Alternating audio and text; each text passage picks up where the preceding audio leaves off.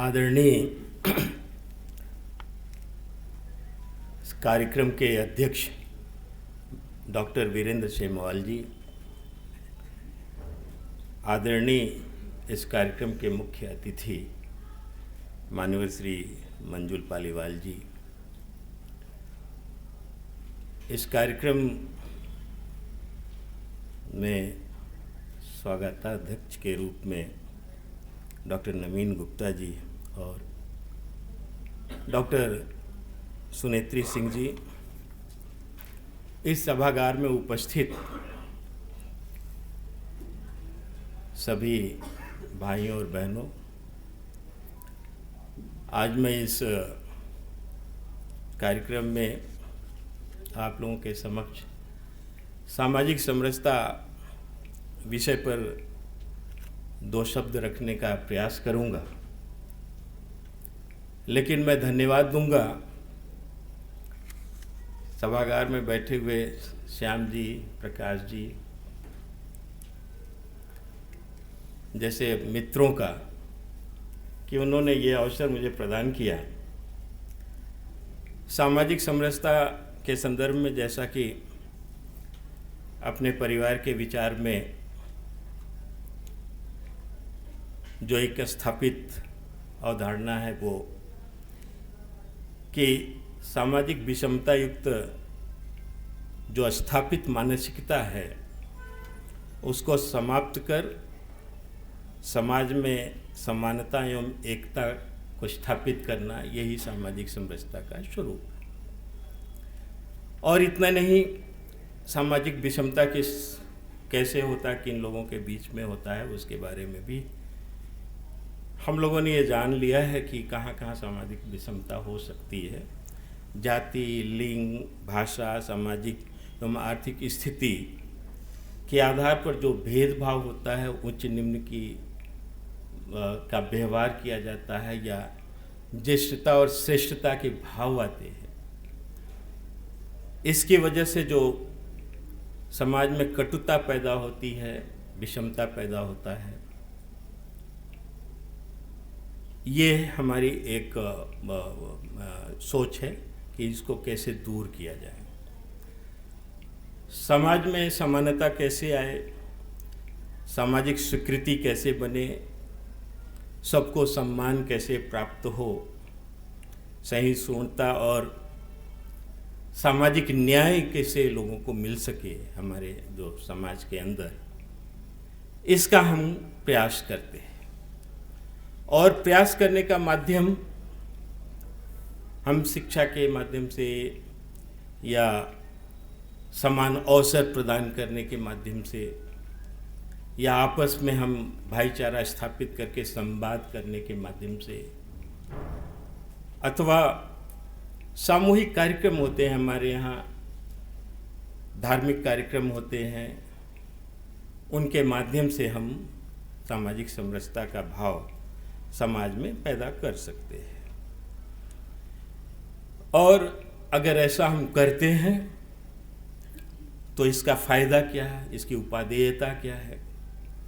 इससे राष्ट्रीय एकता का भाव बनेगा, राष्ट्र में एकता का भाव आएगा, हम राष्ट्रीय एकता जैसे मुद्दे को प्राप्त करेंगे। सभी जगह समाज में शांति व्यवस्था कायम होगी, आर्थिक उन्नति होगी, और साथ ही साथ अगर हम समाज में मिलजुल करके रहते हैं, भेदभाव रहित रहते हैं, ऊंच निम्न के भाव से अलग रहते हैं, ज्येष्ठता और श्रेष्ठता भाव नहीं होता है, तो हम सामाजिक सुरक्षा को भी समाज में सुनिश्चित कर सकते हैं। ऐसा अपने परिवार का वैचारिकी है और इसके आधार पर ही हम लोग आगे का सामाजिक समरसता का रास्ता तय करेंगे। लेकिन यहाँ मैं बताना चाहता हूँ कि ये आखिर में समस्या आई कैसे। हमारे समाज का, हिंदू समाज का ताना बाना क्या है? आज गवर्नमेंट ऑफ इंडिया के अगर गजट के हिसाब से देखें तो वर्तमान हिंदू समाज का ताना बाना 6,500 जातियां हैं, उससे ज़्यादा ही हैं, और लगभग 50,000 से ज़्यादा उपजातियां हैं। एक ब्राह्मण समाज में 1000 से ऊपर उपजातियां हैं, कास्ट विद इन कास्ट। एक क्षत्रिय जात में 1265 से ज़्यादा उपजातियां हैं। अगर सो कॉल्ड, जिनको कहा जाता है तथाकथित दलित समाज, तो एक चर्मकार जाति में 410 उपजातियां हैं। खटिक जाति में 1871 उपजातियां हैं। इतना तो मिली हैं हमको, जो मैं एकल मेरे शोध है। हिंदू फोल्ड में जो सबसे लोवेस्ट कास्ट कहा जाता है वाल्मीकि समाज, सफाई कर्मी जाति, इसमें 623 उपजातियां हैं। कास्ट विद इन कास्ट, मटर के दाने की तरह बिखरा हुआ हिंदू समाज। हम उसकी एकता की बात करना चाहेंगे। ऐसा नहीं कि हमारे समाज का जो आज वर्तमान स्वरूप है ये प्राचीन काल में था। मैंने वेद, पुराण, उपनिषदों के साथ स्मृतियों का अध्ययन किया और मैंने एक चार्ट तैयार किया उस समय की क्या स्थिति रही होगी। और लगभग 12वीं सेंचुरी के पहले की मैं बात बता रहा हूं कि भारत हिंदू समाज का ताना बाना क्या था। मात्र 4 वर्ण थे, 117 गोत्र थे और केवल 36 जातियां थीं। लेकिन आज भारत सरकार के गजट के हिसाब से 6500 से ज़्यादा उपजातियां हैं और 50,000 से ज़्यादा उपजातियां हैं। अब ऐसे में दलित और उच्च जाति की स्थापित जो मानसिकता विकसित हुई, ये कब और कैसे हुई? स्पृश्यता का जब मैं अध्ययन करता हूं तो मुझे अपने धार्मिक स्रोतों में तो कहीं भी नहीं मिलता है, बल्कि मैंने लगभग 500 अपने वक्तव्यों में तमाम यूनिवर्सिटियों में, देश में और विदेशों में भी, मैं लगभग 500 यूनिवर्सिटियों में ऐसी इंपॉर्टेंट जगहों पर मैंने एक चुनौती दिया कि हिंदू समाज में अगर 12वीं सदी के पहले मेरे पास कोई एक उदाहरण अस्पृश्यता का अथवा अस्वच्छ व्यवसाय का कोई एक उदाहरण दे दे तो मैं उसके घर में सफाई करने का काम करने के लिए तैयार हूं। नहीं था ये सब हमारे हिंदू समाज में। हमारा हिंदू समाज में 12वीं सदी के पहले का जो भारत था और 12वीं सदी के बाद का जो भारत था उसमें व्यापक अंतर आ गया। 5 नए चेहरों का उदय हुआ, 5 नए चेहरे जो भारत के इतिहास को बदल दिए। पहला चेहरा हमारे देश में इस्लाम नहीं था, मुस्लिम नहीं था। 12वीं सदी के बाद मुसलमान वर्ग का उदय हुआ। 12वीं सदी के पहले ईसाईयत नहीं थी, वह भी 12वीं सदी के बाद का एक चेहरा है। 12वीं सदी के पहले हमारे यहाँ सिख भी नहीं थे, हिंदू ही थे। हर परिवार में जब इन्वेडर्स जो आक्रांताओं के साथ युद्ध हुआ, मुसलमान और मुगल जो हमारे इन्वेडर्स थे, उनके अत्याचार को रोकने के लिए हर परिवार से एक बालक को दिया जाता था रक्षा पंक्ति में खड़ा करने के लिए। कालांतर में वही सिख समाज के रूप में आज दिखाई देते हैं 15वीं शताब्दी में। तो ये एक और ये चेहरा उदय हुआ। और 2 चेहरा और हैं जो आपको आश्चर्यजनक होगा। एक चेहरा अनुसूचित जाति। भारत में अनुसूचित जाति नहीं थी 12वीं सदी के पहले। अनुसूचित जाति का आधार सिर्फ 2 होता है। पहला आधार वे लोग जो अनक्लीन ऑक्यूपेशन में है वो, अथवा दूसरा आधार वो होता है जिनके साथ अस्पृश्यता का व्यवहार हो। भारत समाज में, हिंदू समाज में तो कहीं अस्पृश्यता थी ही नहीं। डॉक्टर अंबेडकर जैसे लोग एक पुस्तक लिखते हैं, अछूत कौन और कैसे, और उसके अंतिम पेज पर वो लिखते हैं, वो इंग्लिश में पुस्तक लिखी गई है द अनटचेबल, उसके लास्ट पेज यानी पेज नंबर 106 पर लिखते हैं कि भारत में अस्पृश्यता का एकमात्र कारण, only reason behind to untouchability is beef eating, गोमांस भक्षण। और मेरे ख्याल से ये दूसरी से चौथी 6वीं शताब्दी के बीच में हुआ। मैं उसको अध्ययन की दृष्टि से 4वीं शताब्दी मान लेता हूँ। ऐसा डॉक्टर अंबेडकर का सोच है। यहाँ मैं थोड़ा सा भिन्न हो जाता हूँ। सिंपल सी बात है, हम लोग साधारण लोग हैं, साधारण ढंग से सोचते हैं कि जब भारत में गोमांस भक्षी आए तभी से गोमांस भक्षण शुरू हुआ, और गोमांस भक्षी हमारे देश में स्थायी रूप से 12वीं सदी के बाद आए। इसलिए मेरा मानना है कि भारत में अस्पृश्यता का जो उदाहरण है वो 12वीं सदी के बाद का है। हाँ, उदाहरण है।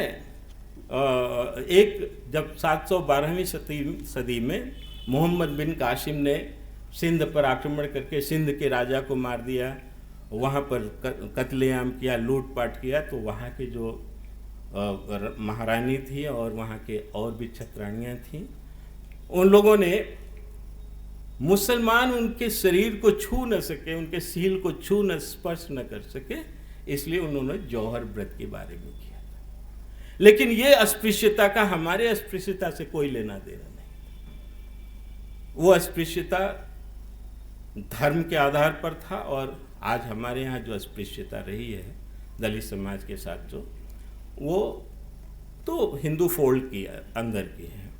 बहरहाल ये सारी चीज़ें एक विषय है, इस पर भी सोचा जाए कि आखिर में ये जो इतना ये नए नए चेहरे उदय हुए और इतनी जातियाँ बनी, इनका कारण क्या था, और उन कारणों को पता करने के बाद ही हम इस समस्या का समाधान ढूंढ पाएंगे। वर्तमान सामाजिक समरसता विखंडित करने के लिए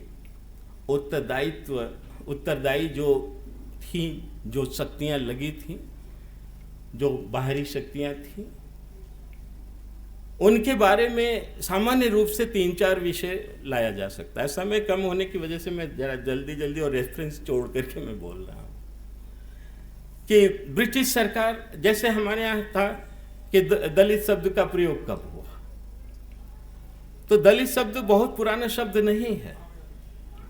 ये 1931 में जनगणना जब हो रहा था तो उस समय अंग्रेजों ने पूरे हिंदू समाज को 5 भागों में बांटा था। उसमें एक भाग का नाम था डिप्रेस क्लास, और उसी को डॉक्टर अंबेडकर ने मराठी में ट्रांसलेट करते हुए दलित शब्द दिया, जो बाद में हिंदी, इंग्लिश सभी भाषा में स्वीकार होता चला गया। ऐसा नहीं कि उसके पहले दलित समाज नहीं था। मैंने बताया कि 12वीं सदी के बाद इस चेहरे का उदय हुआ था, और एक हमने 4 चेहरों का नाम बताया, 5वां चेहरा का मैं विस्मृत कर गया था, मैं उसको भी बताना चाहूँगा। 5वां चेहरा हमारे देश में जो उदय हुआ वो है ट्राइबल। अब कुछ लोग कहते हैं कि शास्त्री जी ये तो बात गलत है, क्योंकि महाभारत में कोल भील का चर्चा है, रामायण में कोल भील का चर्चा है। हमने कहा कि ठीक है, रामायण में कोल भील का चर्चा है, महाभारत में है, ठीक है, ये 2 जातियां थी, इनका रेफरेंस तो मिलता है, और ये शेड्यूल ट्राइब में है भी। पर शेड्यूल ट्राइब में तो 465 जातियां हैं। अगर -2 हम कर देते हैं तो 463 जातियां कहां से आई, उनका तो कोई रेफरेंस ही नहीं मिलता है। और जो नैरेटिव बनता है, जो कॉन्सेप्ट बनता है, वो मेजॉरिटी के ऊपर बनता है। तो मेरा मानना है कि भारत में जो ट्राइबल हैं, इनका भी उदय 12वीं सदी के बाद हुआ है। अब इसके पीछे कौन शक्तियां हैं जो हमारे यहाँ इस प्रकार की सामाजिक विखंडन करने का काम कर रही हैं? तो ब्रिटिश सरकार का तो पहले से ही पता था, उसने बांटो और राज करो का एक वो किया था, और एक बहुत बड़ा लाइन खींचने की कोशिश किया था। डॉक्टर अंबेडकर जैसे लोगों को भी ब्रिटिशर्स ने गुमराह करने की कोशिश किया था। उस समय एक थ्योरी भारत में आया था, आर्यन थ्योरी। डॉक्टर अंबेडकर ही नहीं, उस थ्योरी से तो बहुत सारे लोग प्रभावित हुए थे। आर्यन थ्योरी का था कि भारत में द्रविड़ियन और आर्यन कल्चर थी, और आर्य बाहर से आए, ऐसा उन लोगों ने सिद्ध किया। इस थ्योरी को बाल गंगाधर तिलक जैसे उद्भट विद्वान ने भी इंडोर्स किया। बाल गंगाधर तिलक जी के बारे में महात्मा गांधी का विचार था कि वो कहते थे उनके ज्ञान की ऊंचाई इतनी है कि वो अंतरिक्ष से भी ऊपर है। ऐसे में जब उन्होंने इंडोर्स किया, इस थ्योरी को स्वीकार किया, तो डॉक्टर अंबेडकर को एक मौका मिला कि ये आ रहे हैं, बाहर आए हैं, they are ruling on us. और आ रहे कौन? तो ब्राह्मण और क्षत्रिय और बाकी लोग यहाँ के मूल निवासी, ऐसा अंबेडकर ने भी स्वीकार किया। पर अंबेडकर के विचारों को अगर देखें तो सन 40 के पहले अंबेडकर कुछ और थे और 40 के बाद के अंबेडकर कुछ और हैं। 2 उदाहरण देते हुए मैं अंबेडकर की इस बात को पूरा करूँ। डॉक्टर अंबेडकर ने 1927 में मनुस्मृति का दहन किया। कहा मनुस्मृति बहुत बेकार चीज़ है और एक वर्ग विशेष को आघात पहुंचाती है। पर डॉक्टर अंबेडकर वही। लेकिन 1948 में डॉक्टर अंबेडकर एक पुस्तक लिखते हैं। उस पुस्तक का नाम है वही दी अनटचेबल। उसी के पेज नंबर 99 पर लिखते हैं, there was no untouchability in मनुवीरा, Shudras and Antyaj was never untouchable in India. यानी मनु को रिटर्न क्लीन चिट देते हैं। वही अंबेडकर 1952 में एक आर्टिकल लिखते हैं, आर्यन थ्योरी को कंडेम करते हैं और कंडेम करते हुए डॉक्टर अंबेडकर फिर से कहते हैं कि नहीं, भारत में जो आर्यन थ्योरी है ये अंग्रेजों द्वारा एक विशेष मकसद के लिए चलाया गया था और भारत में जो मूल निवासी हैं वो भी आर्य हैं और भारत में जो ब्राह्मण क्षत्रिय हैं ये भी मूल निवासी यहीं के निवासी हैं, ये भी आर्य हैं, ये सब लोग यहाँ आ रहे, भारत में जो रह रहा है वो आर्य है। उन्होंने उद्देश्य बताया कि अंग्रेजों ने क्यों ये थ्योरी चलाया था। उन्होंने कहा था कि अंग्रेजों ने ये थ्योरी महज इसलिए चलाया था कि वो ये बात कह सकें कि they are not only outsider, ये ब्राह्मण और क्षत्रिय ये भी विदेशी हैं और अगर ये भारत में रह सकते तो हम क्यों नहीं, ऐसा करके एक फ्रैक्शन डालने की कोशिश किया था हिंदू समाज में। डॉक्टर अंबेडकर ने लास्ट पॉइंट दिया था कि गत शताब्दी का सबसे बड़ा अगर पॉलिटिकल मजाक कोई है तो आर्यन थ्योरी है। लेकिन आज भी मनुवाद और मूल निवासीवाद ये सब चल रहा है। ये कंफ्यूजन है, इसे दूर करना होगा हम लोगों को, तब जाकर हम सामाजिक समरसता स्थापित कर सकते हैं। हमारे धर्म ग्रंथों में बहुत सारी ऐसी चीजें हैं जिनका सहारा लेकर के सामाजिक विषमता पैदा करने की कोशिश की जाती है और हमारे हिंदू समाज के संगठन को तोड़ने की, तार तार करने की कोशिश की जाती है। हमारे लोगों को, आप सब लोगों को, यहाँ विद्वत जन बैठे हैं, सबको, लेखक लोग बैठे हैं, सबको अलर्ट होना होगा और तह में जाना होगा। मैंने 5-6 क्वेश्चन मैंने यहाँ नोट किया है। मैंने उसका नाम दिया है यक्ष प्रश्न। जैसे पांडव पानी की तलाश में जब तालाब के किनारे जाते थे और यक्ष के प्रश्न का उत्तर नहीं देते थे तो मूर्छित हो जाते थे, लेकिन जब अंत में युधिष्ठिर आते हैं और यक्ष के प्रश्न का उत्तर देते हैं तब वो पानी भी पीते हैं, अपने बच्चों के, अपने भाइयों के जीवन को भी वापस लेते हैं। आज हम लोगों की भी वही स्थिति। अगर हम समाज में जाते हैं और एक प्रश्न आ जाता है हमारे सामने, एकलव्य का अंगूठा क्यों कटा, तो हम बेहोश होने लगते हैं, हम इसका उत्तर नहीं दे पाते। अगर एक प्रश्न आ जाता है कि शंभू का गर्दन क्यों काटा राम ने, तो हम परेशान हो जाते हैं, सफाई देने लगते हैं बैकफुट पर। अभी बिहार का एक मंत्री, शिक्षा मंत्री, वो भी, मैं कोई अनर्गल उनके ऊपर टिप्पणी नहीं करना चाहता हूं, लेकिन उनके जैसे लोग देश की समरसता को व्यापक रूप से तोड़ने की कोशिश करते हैं। उन्होंने बोल दिया कि तुलसीदास ने ढोल गवार शुद्ध पशु नारी सकल ताड़ना के अधिकारी, ऐसा कहा। हम चुप हो गए, हम परेशान, सफाई देने लगे हमारी तरफ से। ऐसी ही बहुत सारी चीजें हैं जिन पर हमें कहा जाता है कि शूद्रों को चौथा वर्ण बनाया गया, ब्राह्मण, क्षत्रिय, वैश्य और अंत में शूद्र को पैर से पैदा किया गया। हम परेशान हो जाते हैं, हम इसके तह में नहीं जाते हैं। कहा जाता है कि महिलाओं को और शूद्रों को वेदाधिकार नहीं है। कितनी मूर्खता की बात है। मैंने वेद का अध्ययन किया है। ऋग्वेद में जो सबसे प्रमुख वेद माना जाता है, जीवन जीने का बहुत सारे व्यवहारिक मंत्र उसमें। वेद तो स्वयंभू है, लेकिन जिन लोगों ने उनका दर्शन किया उनको मंत्र दृष्टा ऋषि कहते हैं। और उस सारे मंत्र दृष्टा ऋषियों के जो मंत्र प्राप्त हुए थे उनको कलेक्ट करने का काम किसने किया था? व्यास ने किया था। उनको वेद व्यास कहते हैं इसीलिए। अब ऋग्वेद के में जो मंत्र दृष्टा ऋषि हैं उनकी एक लिस्ट बना लीजिए। मैंने बनाया था, लगभग 300 से ज्यादा लिस्ट थे मंत्र दृष्टा ऋषि। और उन मंत्र दृष्टा ऋषियों में मैंने देखा कि 1/3 महिलाएं थी। लोपामुद्रा, सत्यभामा, मैत्री, गार्गी। अगर महिलाएं वेद लिख सकती हैं तो वेदाधिकार उनको क्यों नहीं है? कितनी मूर्खता का ये नैरेटिव गढ़ा गया है हमारे समाज में। और पूरे वेद का कलेक्शन अगर व्यास ऋषि करते हैं जो स्वयं शूद्र हैं, तो शूद्रों को वेदाधिकार क्यों नहीं है? केवल बांटने के लिए, बांटो और राज करो, छिछोरी राजनीति है। मनु के बारे में कहा जाता है, मनु, डॉक्टर अंबेडकर ने तो क्लीन चिट दिया कि there was no untouchability in Manu era, Shudras and Antyaj was never untouchable in India. The untouchable के पेज नंबर 99 पर उन्होंने लिखा। और वहीं उन्होंने ये भी लिखा 100 पेज नंबर पर कि हिंदू समाज में जितने भी हिंदू हैं वो 4 वर्ण में आते हैं, इसलिए वो सभी सवर्ण है। सवर्ण का मतलब वर्ण के साथ, इसलिए ब्राह्मण भी सवर्ण हुआ, क्षत्रिय भी सवर्ण हुआ, वैश्य भी सवर्ण हुआ और शूद्र भी सवर्ण हुआ। और जो हिंदू नहीं है वो अवर्ण है। जैसे यमन थे उस समय, अन्य अन्य जगहों से आने वाले लोग जो हिंदू फोड़ले सनातन को नहीं मानते थे। साफ साफ लिखा है। फिर भी आज भी अंबेडकर को मिसकोट किया जाता है कि उन्होंने तो मनुवाद कहा, उन्होंने तो ये कहा, वो किया। ये कन्फ्यूजन है। पूरा जो सामाजिक विषमता का स्वरूप खड़ा किया गया वो पूरा कन्फ्यूजन में है।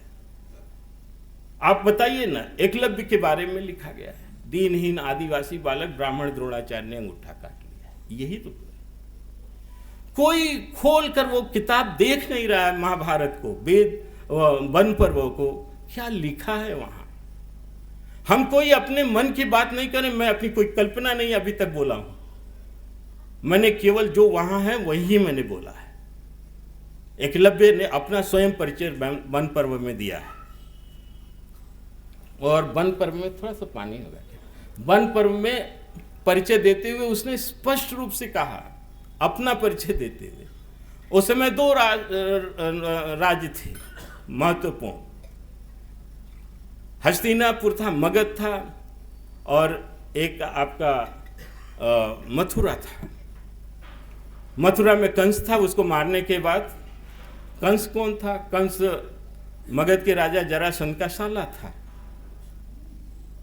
और जरासंध कौन था? जरासंध ये वही था जो कंस की हत्या के बाद जब मथुरा पर अटैक करने के लिए आता तो कृष्ण को मथुरा छोड़ करके भागना पड़ा, रणछोड़ कहे गए। इतना प्रतापी राजा था। ये रेफरेंस के लिए मैं बता रहा हूं। और हस्तिनापुर तो आप जानते हैं। उसने अपना परिचय देते हुए कहता है कि मैं मगध के राजा जरासंध के प्रधान सेनापति हिरण्यधनु का इकलौता बेटा एकलव्य हूं। Eklavya was the son of the prime minister. लेकिन हम क्या, दीनहीन आदिवासी बालक था, उसका अंगूठा काट लिया। और हम पढ़ते रहे, क्लास में भी पढ़ते रहे। 10 साल से हमारी सरकार चल रही है और 6 साल पहले भी हमारी सरकार चली थी। हम इतना भी क्लियर नहीं कर सके। सामाजिक समरसता का जो अभियान है कितना स्लो है, इसका आप अंदाज लगा सकते हैं। हमें वो उस अभियान को तेज करना पड़ेगा, तब जा कर के हम जो ये पंच परिवर्तन का कॉन्सेप्ट है इसको हम पूरा करेंगे। संघ का जो 100 साल का ये चल रहा है सेलिब्रेशन, इसको हम फलीभूत कर सकते हैं। लिखा है वहां पर। अंगूठा क्यों कट गया? अंगूठा सिर्फ इसलिए कटा, अंगूठा इसलिए कटा कि उसने वरदान मांग लिया कि द्रोणाचार्य जी से कि हमको अर्जुन के बराबर बना दीजिए। अब द्रोणाचार्य कैसे बना सकते थे? That time he was the contract teacher in the Hastinapur. वो तो हस्तिनापुर में वचनबद्ध थे कि वो कोई चीज़ बता नहीं सकते थे मुझसे। और उसको तथास्तु भी बोल दिए थे कि हो जाओ तुम अर्जुन के बराबर, वरदान दे दिए। तब उन्होंने ये तरीका उठाया, उन्होंने कहा कि तुम मेरे शिष्य हो। यस, हम आपके शिष्य हैं। तो गुरु दक्षिणा दोगे? तो उसने कहा कि मैं जान देने के लिए तैयार हूँ। नहीं, जान नहीं चाहिए, तुम्हारा अंगूठा चाहिए हमें। उसने एक क्षण में अंगूठा दे दिया, वो भी राइट हैंड का। क्यों? क्योंकि कोई चीज पकड़ने के लिए अंगूठे की कोई जरूरत नहीं होती है, लेकिन खींचने के लिए बगैर अंगूठे के खींच नहीं सकता है। और उसको बराबर बनाना था अर्जुन के, तो उन्होंने राइट हैंड का अंगूठा ले लिया कि अब इसे तीर पकड़ेगा और ये उल्टे हाथ से खींचेगा, वो भी लेफ्ट हैंडर हो जाएगा। बिकॉज द्रोणाचार्य को मजे में पता था कि क्या अंतर है एकलव्य और अर्जुन में। Arjun was left hander and he was right hander, तो उसको लेफ्ट हैंडर बनाने के लिए राइट हैंड का अंगूठा ले लिया। ये है वहां, पढ़ ले लोग। हमें आश्चर्य होता है कि ये सब ढोल गवार सूद पशु नारी पर मैं जरूर बताना चाहूंगा, यहाँ माताएं बैठी हैं इसलिए आग्रह करता हूं। तो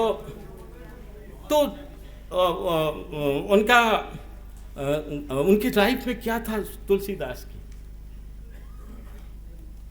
वो जब घर से निकल करके काशी में आकर रहने लगे थे, तो उनके आराध्य राम थे और माता समान सीता थी। इसके अलावा उनके जीवन में कुछ भी नहीं था। गंगा के घाट पर वो यही सब कुछ कर रहे थे और राम की ही प्रेरणा से वो लिख रहे थे। और तब उन्होंने ये लिखा, ढोल गवार शूद्र पशु नारी। आप सोचिए, गंगा के घाट पर, मैं काशी का, मैं भी शास्त्री हूं, मैं फ्यूचर तो देख ही रहा हूं, लेकिन मैं अतीत को भी देख रहा हूं। काशी के घाट पर बैठ करके उस आदमी ने जब ढोल गवार शूद्र पशु नारी जैसा एक चौपाई लिखा, तो आज वो वैश्विक आधार पर कानून है। हमारे देश का ही नहीं, विश्व में ये कानून है। ये तीनों चीजों, पांचों चीज। मान लीजिए जैसे हम, अलग की बात हम समझ नहीं पाए उसको, हम अपने प्रदूषित मानसिकता से इसको समझने की कोशिश। एक महिला है, अगर उसके साथ छेड़छाड़ होता है तो यहां अधिकारी लिखा गया। अधिकारी कौन होता है? जैसे मैं मजिस्ट्रेट हूं तो मुझको फांसी देने का अधिकार है, तो मैं अपने आप पर लगाऊंगा? मैं तो सामने वाले पर फांसी का आदेश दूंगा। अगर हम कलेक्टर हैं तो हमारे पास बहुत सारे अधिकार हैं, उसका उपयोग हम सामने वाले पर प्रयोग करेंगे, अपने आप पर करेंगे। ये पांचों अधिकारी थे। अब देखिए, अगर किसी महिला को के साथ अगर मान लीजिए कोई अशोभनीय घटना होती है, छेड़छाड़ होती है, तो उसको ये समाज ने अधिकार दिया है कि वो तुरंत दंड दे, तुरंत चप्पल निकाल के 10 चप्पल मारे। लोग, समाज के लोग भी कहेंगे बहन जी आपने अच्छा किया। ये उसको अधिकार है महिला को, ये अधिकार पुरुष को नहीं है। आप सोच लीजिए, जरा कल्पना कीजिए, कोई महिला किसी पुरुष को छेड़ दे तो उसे, पुरुष को यह अधिकार नहीं है कि नारी के ऊपर हाथ उठाए। नहीं तो समाज यही कहेगा कि नारी के ऊपर हाथ उठाते हुए शर्म नहीं आती है। उसके लिए प्रोविजन है, आप इसके घर में शिकायत कीजिए, समाज में कीजिए, पुलिस में जाइए, पंचायत करिए, लेकिन आप हाथ नारी पर नहीं उठा सकते। यही नहीं, सारे संसार में है। एक नारी अपने सतीत्व की रक्षा के लिए अगर हत्या भी कर देती है तो हत्या की दोषी नहीं होती है। ये भारत में नहीं, संसार में ये नियम है। इसको 500 साल पहले तुलसीदास ने गंगा के घाट पर लिखा था। इसी तरह से जानवर, अगर कोई जानवर शेर के पास जाएंगे, शेर मार के खा ही जाएगा, उसके अधिकार का अतिक्रमण क्यों करेंगे? गाय अगर आपको मार दे और आप गाय को पीटने लगे तो लोग कहेंगे तो वो तो जानवर है, तुम भी जानवर हो गए हो। उसका तो अधिकार है कि वो आपको प्रताड़ित कर सकती है। आप उससे बच के रहिए, डिस्टेंस बनाइए। गवार की बात है, पागल है, अगर आपको आप थूक दे, आपके साथ मिसबिहेव कर दे, आप मारने लगे, कहेंगे वो तो पागल था, तुम भी पागल हो गए। अगर वो हत्या भी कर देता है तो कानूनन उसको सजा नहीं हो सकती है, मानसिक उसके आधार पर। ये कानून है, इंटरनेशनल कानून है। और अगर ढोल है, ढोल का तो बजना ही अधिकार है। अच्छा काम करेंगे आपके पक्ष में बजेगा, गलत काम करेंगे आपके विपक्ष में बजेगा, लेकिन ढोल तो बजेगा ही। ऐसे ही शूद्र है, सेवक है, उससे जो भी गलती होती है उसके जिम्मेदार वो नहीं होता, उसका जिम्मेदार उसका बॉस होता है। उसका तो अधिकार है कि अपने मालिक के काम को करना, और करता रहता है। और कब कहा, जब वो लंबी कहानी उसको मैं छोड़ देता हूँ, आप पढ़ लीजिएगा। ये हम समझ नहीं पाए। ऋणम कृत्वा घृतम पिबेत, क्या हमारा ऋषि इतना गैर जिम्मेदार होता है? लेकिन बोला है, लिखा है, हम समझ नहीं पाए। ये अलग का विषय है। हमारी मानसिकता अब हमारे उन संस्कृत के ज्ञान को समझने की रह नहीं गई है, क्षमता नहीं रह गई है।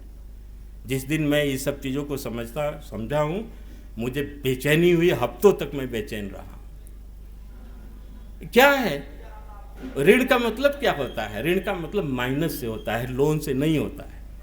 सपोज आप 10,000 रुपये आपका सैलरी है, तो जिम्मेदारियां जो है उसको खर्च जो है माइनस करते जाइए। हाउस रेंट देना है, बच्चों की फीस देनी है, दवाई देना है, ये करना वो करना, और फिर जो बचे उसका मध्यम पिबेत नहीं लिखा है, घृतम पिबेत, क्योंकि 100 साल तक आपको स्वस्थ रहना है, इसलिए घी पीना है।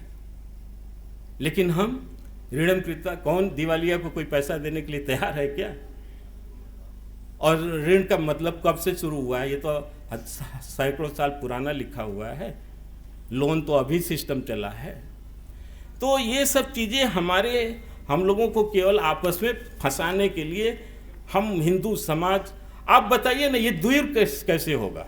सामाजिक विषमता दूर कैसे होगी? समरसता स्थापित कैसे होगी? इसके बारे में भी मैं बताना चाहूँगा। हम हिंदू हैं, सब लोग हिंदू हैं।